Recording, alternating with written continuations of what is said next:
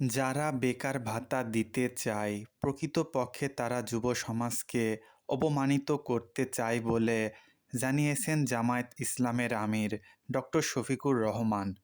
শনিবার ৩১ জানুয়ারি ঢাকার কেরানীগঞ্জে এক নির্বাচনী জনসভায় জামাত ইসলামের আমির ডক্টর শফিকুর রহমান এসব কথা বলেন।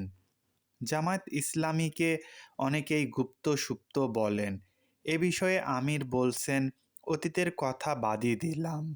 অতীতে কে কি করেছে তা নিয়ে অনেকে গুপ্ত সুপ্ত সহ আরও কত কিছু যে বলে, তার কোনো সীমা নেই। যারা নিজেরাই বছরের পর বছর গুপ্ত হয়েছিলেন, তারাই আজ মজলুমদের নিয়ে এসব কথা বলছেন। অন্যের দিকে আঙ্গুল তোলার আগে নিজের দিকে তাকালে সেটা ভালো হবে। অন্যের চেহারা না দেখে নিজের চেহারা দেখুন। তিনি আরও বলেন, আমরা যেদিকে আগাতে চাই, কোনো কোনো দল সামনে গিয়ে বাধা দিতে চায়, আমাদেরকে আগাতে দেয় না। তার সাক্ষী এই ১২ তারিখে গণভোট হবে।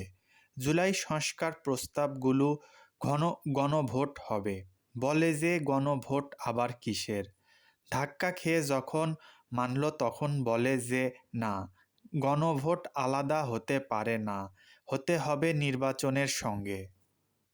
গণভোটের বিষয়ে তিনি আরও বলেন, আমাদের দাবি ছিল গণভোটটা আগে হোক, তাহলে গণভোটটা সুন্দর হবে এবং জাতীয় সংসদ নির্বাচনটা সুন্দর হবে।